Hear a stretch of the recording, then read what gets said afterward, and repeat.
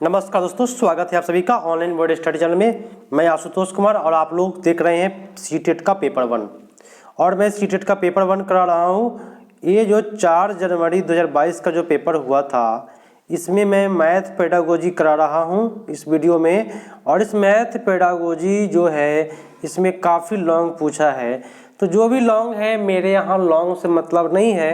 मैं आप सभी को बता दूँ सबसे पहली बात कि लॉन्ग हो या शॉर्ट हो, मैं आपको ट्रिक से और समझा करके बताऊंगा।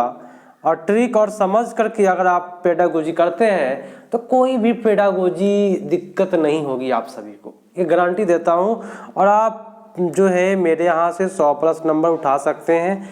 टोटल वीडियो देखिए, लाइव का जो समय है मैं आप सभी को बता दूं 9:30 पर मॉर्निंग में चलता है लाइव, और एक शाम में लाइव चलता है जो 7 बजे चलता है। ठीक है, तो 2 लाइव आप लोग ज्वाइन कर लीजिए। अगर आप सीटेट की तैयारियां कर रहे हैं अच्छे से तो दोनों लाइव आप जरूर ज्वाइन कीजिएगा। ठीक है, नहीं ज्वाइन करते हैं तो ऑफलाइन बाद में इस वीडियो को देख लीजिएगा जरूर। ठीक है, चलिए, और कमेंट में जवाब अपना दे दीजिएगा। आप सभी को पता है कि पेडागोजी जो होता है ना वह 46 से पूछता है मैथ में। अब आइए क्वेश्चन पर। निम्नलिखित में कौन सा वेन हिले के ज्यामितीय तर्क के सिद्धांत के स्तर नहीं है? वेन हिले में क्या क्या आता है भाई? दृश्यकरण होता है, विश्लेषण होता है, ये लास्ट स्टेज बोलते हैं स्वयं सिद्धि या अभिगृहिता, लेकिन मूर्त संचालन जो है वो वेन हिले का नहीं है। तो आपको याद होगा तभी हो पाएगा आपसे। ठीक है, नेक्स्ट क्वेश्चन। ये आपका कूट है, मैं आपको बोला हूँ काफी लॉन्ग क्वेश्चन दिया है आज का। ठीक है, चलिए देख लेते हैं क्या कहता है क्वेश्चन कि गणित में निरंतर और व्यापक मूल्यांकन के अंतर्गत सम्मिलित होगा। क्या सम्मिलित होगा? तो छात्रों की अवधारणात्मक समझ पर विस्तृत प्रतिपुष्टि देना अच्छा बात है, और कक्षा में फेल पास बच्चे की संख्या की प्रतिशत के केवल यहाँ गलत दे रहा है यहाँ पे, और फेल पास की बात कर रहा है इसलिए गलत है। संपूर्ण वर्ष में छात्रों की प्रगति निरंतर और व्यापक मूल्यांकन में ये आपका आ जाता है, ए और सी जा रहा है। यहाँ क्या है? गणित में अधिगम के न्यूनतम स्तर को जानना, तो न्यूनतम स्तर का जानने से मतलब नहीं है, आपका उत्तर सबसे ए और सी जाएगा। तो जिन्होंने ए और सी किया उन सभी का सही किया। अब भाई पेडागोजी है, अब काफ़ी बेटर तरीका से मैं आप सभी को बताऊंगा। आप लोग पूरे विश्वास के साथ मेरे यहाँ अगर जुड़े हैं तो विश्वास रखिए, आपको पेडागोजी में कहीं भी प्रॉब्लम नहीं होगा, कहीं भी समझने में। चलिए, निम्नलिखित में कौन सा कथन गणित में मानचित्रण के बारे में सही नहीं है? देखिए, नेगेटिव क्वेश्चन जो होता है वो नेगेटिव उत्तर ही मारना पड़ेगा आपको। तो मानचित्रण गणित में विषयों पर आधार बनाता है, बहुत अच्छी बात है। मानचित्रण दिक् स्थान संबंधित सोच को मजबूत करता है, स्थान होता है मानचित्र में, तो ये भी सही है। मानचित्रण समानुपातिक सोच को बढ़ाता है, ये भी सही है। लेकिन मानचित्रण में केवल अपने आसपास के मानचित्र होते हैं, ये आपका गलत बोला, इसलिए आपका उत्तर डी पड़ गया। अब आइएगा नेक्स्ट क्वेश्चन पाते हैं। भाई मजेदार क्वेश्चन दिया हुआ है सीटेट के लिए, और सीटेट जो तैयारियां कर रहे हैं पूरे एकदम पॉजिटिव रहे कि मेरा निकलने वाला है अब की बार। और मेरा लाइव क्लास, मेरा क्लास ज्वाइन करते चले, एक भी वीडियो ना छोड़े। तो मैं ऑल पेडागोजी जो हुआ था ऑनलाइन एग्जाम, मैं उसी का करा रहा हूँ। जितना भी है सभी के ऑपरेशन कर देंगे हम अच्छे से। आइए क्वेश्चन को करते हैं। निम्न में कौन सा बंद सिरे वाला प्रश्न है भैया? बंद सिरे वाला प्रश्न बोलते हैं जिसका उत्तर 1 हो, फिक्स हो। तो ऐसे 5 संख्याओं की सूची बनाओ जो 3 अंकों वाली संख्या है, उनमें दहाई का स्थान पर का अंक 5 है। तो ये आपका मुक्त सिरे वाला है। ऐसा कोई 5 तो कोई भी हो सकता है। ऐसी आकृति बनाओ जिसकी भुजाओं का योग 36 है, तो कोई भी हो सकता है, मुक्त सिरे वाला है। हमको खोजना है बंद सिरे वाला। बोले तो उत्तर 1 हो, फिक्स हो, उसको बंद सिरा कहते हैं। तो 178 184 के बीच 5 पूर्ण संख्या लिखिए। 5 पूर्ण संख्या ये लिमिट कर दिया, यही बंद सिरे वाला प्रश्न है। किसी को दिक्कत, जिसका उत्तर फिक्स हो वह बंद सिरे वाला प्रश्न कहलाता है। अब तो इतना समझ में आप लोगों को आया, ठीक है ना, मजा आ रहा है ना आप लोग क्लास में। अगर मेरा क्लास आपको अच्छा लगता है मेरे दोस्त, आप लोग लाइक जरूर करिएगा। लाइक में कमी करते हैं आप लोग, लाइक करते जाइए, जितना सपोर्ट करिएगा उतना बेटर मैं क्लास उपलब्ध कराऊंगा। टोटल सिलेबस खत्म कराएंगे हम आपको, कोई दिक्कत आप लोगों को नहीं होना चाहिए मेरे यहाँ। चलिए, निम्नलिखित में कौन सा संख्याओं का प्रकार उपयोगिता नहीं है, तो बताइए कौन सा संख्या का प्रकार उपयोग नहीं होता है, बताए। गणन संख्या होता है, क्रम में होता है, अंकित संख्या होता है, लेकिन ये सुंदरता वाला संख्या क्या है, सौंदर्यपरक। एक गलत बात बोला इसलिए आपका सी इज द राइट आंसर। बहुत अच्छी बात जिन्होंने सी किया। अब आइए देखिए कितना लॉन्ग क्वेश्चन पूछा था, ऐसे ऐसे करना पड़ेगा वहां भी एग्जाम में, ठीक है। तो भाई हम लोग आराम से करेंगे कि क्या कह रहा है, तो प्रेम से करेंगे, कोई दिक्कत नहीं होगी एग्जाम में भी। लंबाई का मापन पढ़ाते समय एक अध्यापिका छात्र को अपनी मेज की लंबाई मापने के बजाय बिलांद बोले तो बायां हाथ और पेपर क्लिप से मापने को कहती है कि भाई पेपर क्लिप से मापो टेबल की लंबाई। तो इस क्रियाकलाप को कराने के लिए उपयुक्त कारण क्या हो सकता है, क्या कारण हो सकता है भाई बताए। अब हम लोग आराम से करेंगे, ऑप्शन को देखिए। क्वेश्चन तो आपको दिखाई दे रहा है 51 नंबर है, नंबर आप लोग देख करके ही उत्तर दीजिएगा कभी भी। चलिए, तो क्या है, विद्यार्थियों को क्रियाशील गतिविधि में व्यस्त रखना चाहती है क्योंकि विद्यार्थी के लिए यह रोचक है, एक गलत बात है। वह अपने विद्यार्थियों को यह सिखाना चाहती है कि पेपर क्लिप के द्वारा लंबाई का सही माप कैसे किया जाता है, तो सही माप के लिए पेपर क्लिप होगा ही नहीं। समझे ना मेरा बात, ठीक है, ये गलत हुआ। वह चाहती है कि उसे विद्यार्थी पुराने तरीके से वस्तुओं का मापन करे, पुराना तरीका से करे, तो यहाँ भी गलत हुआ। वह चाहती है कि विद्यार्थी माप के मानक इकाई की आवश्यकता को समझे। अगर हम सीधे कह देंगे कि मीटर में मापो, तो वह समझेगा क्या कि भाई चलो भाई मीटर में बोले हैं सर मापने के लिए, लेकिन जब हाथ और पेपर से मापेंगे ना तो बड़ा और छोट हो जाएगा, बड़ा और छोटा हो जाएगा किसी में। इसलिए वो आवश्यकता को समझेगा कि मानक इकाई का क्या वैल्यू है, समझे ना। काफी मजेदार क्वेश्चन है, आप लोगों को पता है। चलिए, क्वेश्चन क्या है, काफी लॉन्ग क्वेश्चन है, मैं शुरुआत में ही बोले हैं कि लॉन्ग क्वेश्चन है, यहाँ पे ऑपरेशन होगा, ठीक है। यहाँ लिखा है क्या कि प्राथमिक विद्यालय के गणित की अध्यापिका ने अपने छात्रों को रूलर या पैमाना, रूलर मतलब क्या होता है, पैमाना निकालने के लिए कहा, क्योंकि वह लंबाई के माप के विषय में पढ़ाने जा रही थी। छात्रों को यह भ्रम हो गई कि वह राजा या रानी कैसे निकाल सकते हैं। इस प्रकार के श्रुति संभिन्नार्थक जो शब्द होते हैं कहलाते हैं कि कक्षा में अध्यापक इस प्रकार की चुनौती को संबोधित कर सकता है। क्वेश्चन समझ में आया कि बाउंस हो गया, सर के ऊपर से निकल गया ना। तो मैं समझाता हूँ। आप एक टीचर है, सुनिए, आप एक टीचर है, क्या है, टीचर है। आप बोले कि पैमाना निकालो, रूलर निकालो, तो बच्चा समझा कि भाई रूलर माने होता है पैमाना। बच्चा समझता है रूलर माने होता है शासक, शासक मतलब होता है राजा रानी। तो आप बोले रूलर निकालो, तो बच्चा दुविधा में पड़ गया भाई पैमाना निकाले कि राजा रानी निकाले, राजा रानी कैसे निकाले भाई, ठीक है। तो यही बात कर रहा है, या संभिन्नार्थक शब्द है, श्रुति सम सुनने में समान लगता है लेकिन अर्थ जो होता है अलग होता है, इसको कहते हैं श्रुति संभिन्नार्थक शब्द। तो मैं आप सभी को बताऊं, एक सेकेंड, 52 नंबर है।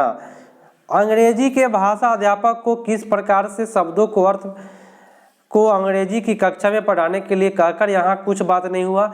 जब भी पढ़ाते समय इस प्रकार के शब्द आते हैं तब अध्यापिका को बच्चों को ध्यान गणित के संदर्भ में प्रयुक्त इनके विशिष्ट अर्थ को आकर्षित करता है, गलत बोला।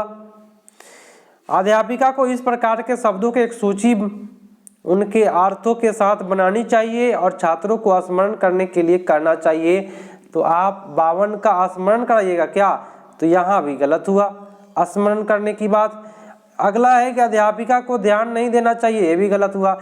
तो बी और सी और डी गलत हुआ। अब बचा आपका ए और बी में। तो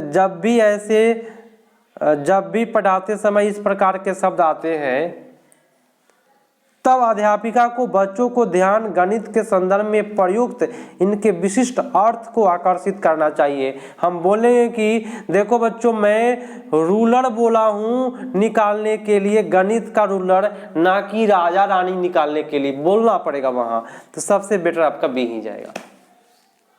ठीक है, चलिए। तो काफ़ी लॉन्ग क्वेश्चन है, बनाने में भी डिस्टर्ब होता है छोटे डिस्प्ले में, वहाँ भी आपको थोड़ा सा कंप्यूटर में ऊपर नीचे करना पड़ेगा। ये देखिए कितना लॉन्ग क्वेश्चन है। चलिए भाई कोई बात नहीं, आसानी से करेंगे, प्रेम से करेंगे। करें कि कक्षा 3 की एक अध्यापिका अपने छात्र के लिए निम्नलिखित प्रश्न पढ़ाती है। अगर मैं 2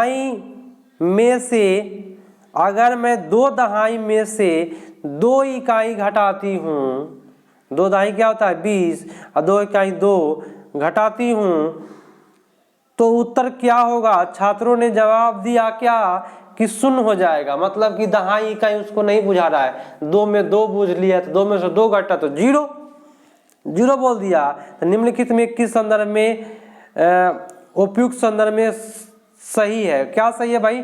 तो उसको भाई सीधी सी बात है, उसको नहीं आ रहा है स्थानीय मान की अवधारणा। तो होगा क्या, छात्रों में स्थानीय मान की संकल्पना को दृढ़ करने के लिए शिक्षक को मूर्त सामग्री का प्रयोग करना चाहिए, सबसे बेटर। कहे क्या फिर से, 2 दहाई 20, 2 इकाई घटाओ, बच्चा जवाब दिया 0। तो 2 दहाई 20 उसको नहीं आ रहा है, इकाई दहाई उसको नहीं आ रहा है, मतलब कि स्थानीय मान नहीं आ रहा है। आपका उत्तर बी हो गया। ठीक है, नेक्स्ट क्वेश्चन। भिन्न के योग की अवधारणा पढ़ाने की योजना बनाते समय एक अध्यापक आयताकार पट्टी को मोड़ने के क्रियाकलाप, आयताकार पट्टी को मोड़ने का क्रियाकलाप का उपयोग कर रहा है। तो ऊपर दिया गया क्रियाकलाप एक डैश है, बताए क्या है। तो कभी भी भाई वस्तु क्रियाकलाप नहीं, उत्तर वस्तु, वस्तु विषय वस्तु क्रियाकलाप, उत्तर विषय वस्तु क्रियाकलाप, ये दोनों नहीं जा रहा है सही। पूर्व विषय वस्तु क्रियाकलाप बोले तो भिन्न पढ़ाने के पहले सुन लीजिए, हम बच्चों को कागज मोड़ करके बताएंगे कि एक कागज है, इसको मैं 2 बार मोड़ा तो 1/2 लिखेंगे, 3 बार मोड़ा तो कितना लिखेंगे, इस प्रकार से उस बच्चों को बताएंगे। तो ये जो क्रियाकलाप होता है वह गणित पढ़ाने से पहले होता है। Next question. प्राथमिक स्तर पर गणित की अच्छी पाठ्य पुस्तक के लिए निम्नलिखित में कौन सा लक्षण अत्यधिक महत्वपूर्ण है, बताइएगा कौन सा होगा आपका उत्तर। अवधारणाओं को संदर्भ के साथ परिचय देना चाहिए, बहुत अच्छी बात है, जो भी अवधारणा है। अभ्यास के लिए केवल बहुत सारे अभ्यास, आपका गलत है। आकर्षक एवं रंगीन, यहाँ भी गलत बोला है। अवधारणाओं को मानक कलन विधि, स्टैंडर्ड कलन विधि, गलत है, सबसे बेटर ए पड़ गया। नेक्स्ट क्वेश्चन दोस्तों, और एक क्वेश्चन है कि राष्ट्रीय पाठ्यचर्या 2005 रूपरेखा 2005 मानता है कि गणित में चिंतन और तर्कना एक निश्चित तरीका आवेष्टित है, यह दृष्टि चरितार्थ की जा सकती है, बताए क्या चरितार्थ किया जा सकता है। छात्रों में विशेष अनुशिक्षण देकर, गलत बोला। देखिए 2005 या 20 बोले तो बच्चों को अन्वेषण, उपागम, हस्त क्रियाकलाप सामग्री का उपयोग करने पर जोर दिया गया है और अवधारणाओं को वास्तविक जीवन से जोड़ना और छात्रों में चर्चा करना। तो हम लोग हमेशा मारते आ रहे हैं, वास्तविक जीवन वाले को छोड़ेंगे नहीं, गर्दा उड़ा के चलेंगे। ठीक है, तो आप सभी कोई पूरा ध्यान दें और मेरा जो भी लाइव है उसको ज्वाइन करें। पेडागोजी में बेटर तरीका से बता रहा हूं ताकि आप लोगों को दिक्कत नहीं हो।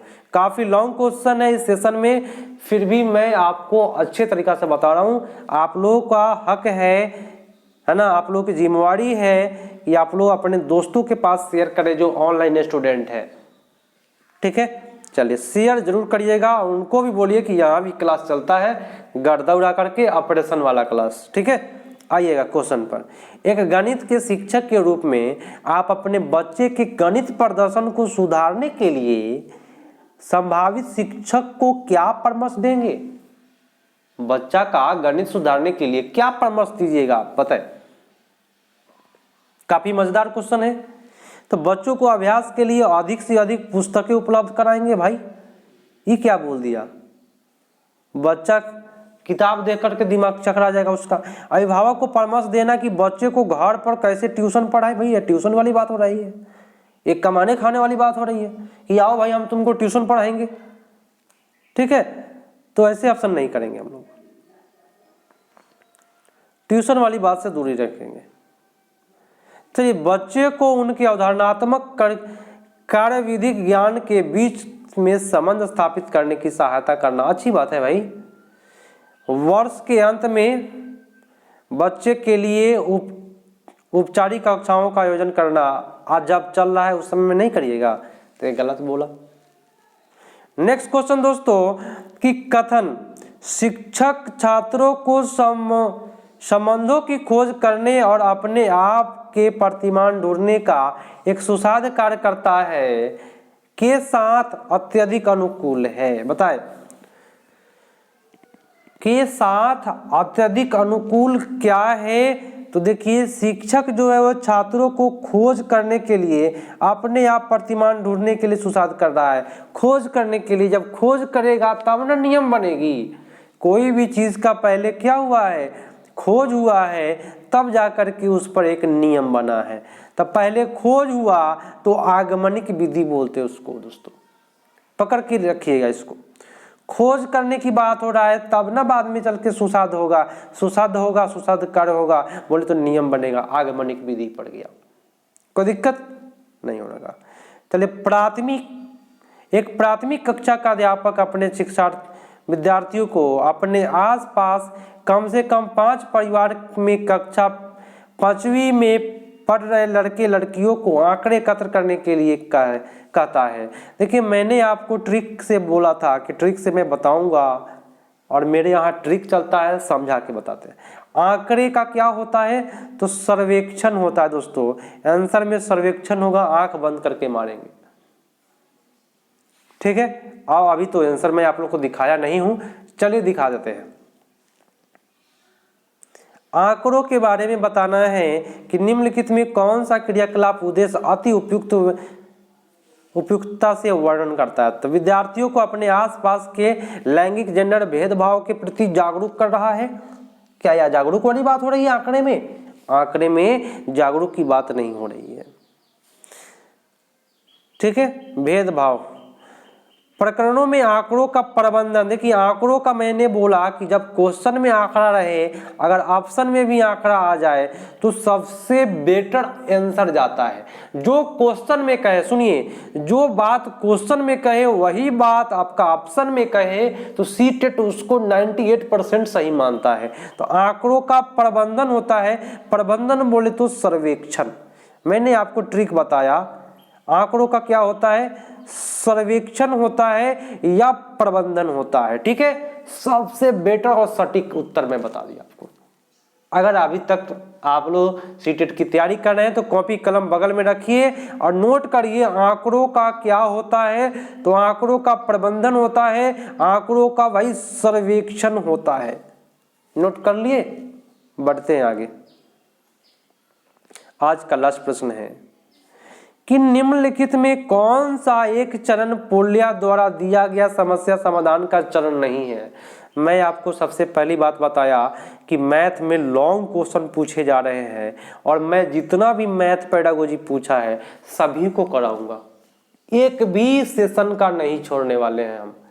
जो भी सेशन का हुआ है काफी बेटर तरीका से बता दूंगा जिससे आपको दिक्कत नहीं होगी। प्ले लिस्ट बना दिया हूं, इस चैनल का प्लेलिस्ट में जाइए। CDP आपका खत्म हो गया है, ईवीएस भी आपका खत्म हो गया है, मैथ चल रहा है, कुछ दिन में हिंदी शुरू होने वाला है। हिंदी भी पहले जो हिंदी, सुन लीजिए मेरी बात, पहले क्वेश्चन बताने के पहले हिंदी जो पूछता था ना, काफी इजी पूछता था हिंदी, लेकिन आजकल का जो हिंदी है ना, इतना लॉन्ग हिंदी और डिफिकल्ट दे रहा है कि मत पूछिए। तो भाई पोलिया का चरण कौन सा नहीं है, तो मैं बता दूं आप सभी को, पोलिया में भाई समस्या को समझने की बात होता है, योजना बनाने की बात होता है, योजना का संचालन होता है, लेकिन पुनः योजना नहीं बनता है, माने फिर से योजना नहीं बनाते हैं पोलिया साहब। ये बात याद रखिए, काफ़ी मज़ेदार है जिन्होंने सीख किया। तो दोस्तों आज के लिए इतना ही। काफ़ी बेटर सेशन मैं आप सभी को 20 मिनट में लगभग टोटल क्वेश्चन पेडागोजी का कराया, और हर सेशन को मैं कराऊंगा, वो भी मैं ट्रिक के माध्यम से कराऊंगा, आप सभी को पता है, और समझा के कराऊंगा। बस मेरी बात ध्यान से सुन लीजिए, अगर आप लोग मेरे को सपोर्ट करेंगे, लाइक करेंगे, सब्सक्राइब नहीं किए हैं सब्सक्राइब करेंगे, ठीक है, और अपने दोस्तों को शेयर करेंगे, तो ये तीनों काम यदि आप कर देते हैं तो मैं आपको फ्री एजुकेशन पूरा का पूरा पेडागोजी का ऑपरेशन कर देंगे हम। और आप लोग जब एग्जाम में बैठिएगा मजा आ जाएगा, बोलिएगा सर मजा आ गया एग्जाम दे करके, जो भी बताए हैं जैसे भी बताए हैं वैसे ही मैं करके आया हूं, और जैसे मैं बताऊं वैसे करके आइए। सीटेट में आप 100+ नंबर लेके आइएगा, 100+ नंबर लेकर के आप सीटेट में आइएगा। और मेरे यहाँ का जो रिजल्ट है मैं आपको बता दूं, ऑफलाइन में 10 में ऑनलाइन एग्जाम जो हुआ था पिछला बार, 10 स्टूडेंट को मैं ऑफलाइन पढ़ाया, जिसमें 9 स्टूडेंट निकला है मेरे यहाँ से ऑफलाइन क्लास में। और इस बार तो काफ़ी संख्या में लोग बच्चे लोग नहीं स्टूडेंट लोग आए हैं, और सभी को मेरा जो है मकसद कि सभी कोई पास करे मेरे यहाँ से, सभी कोई निकाले और निकालेगा। मैं रिजल्ट बताऊंगा आप लोग को ऑनलाइन कि मेरे यहाँ रिजल्ट जो आए हैं देख लीजिए, इतना रोल नंबर के अनुसार बताऊंगा, ठीक है। तो 10 में 9 रिजल्ट मेरे यहाँ ऑफलाइन में आए हैं, तो ऑनलाइन भी सुविधा कर दिया हूँ। तो आप लोग अच्छे से दोनों क्लास ज्वाइन करें, 9:30 वाले क्लास को ज्वाइन करें, और शाम को 7 बजे वाला क्लास ज्वाइन करें। ऑफलाइन ऑनलाइन दोनों व्यवस्था हो गया है, ठीक है। तो मिलते हैं भाई अगले पार्ट में, तब तक के लिए धन्यवाद, जय हिंद।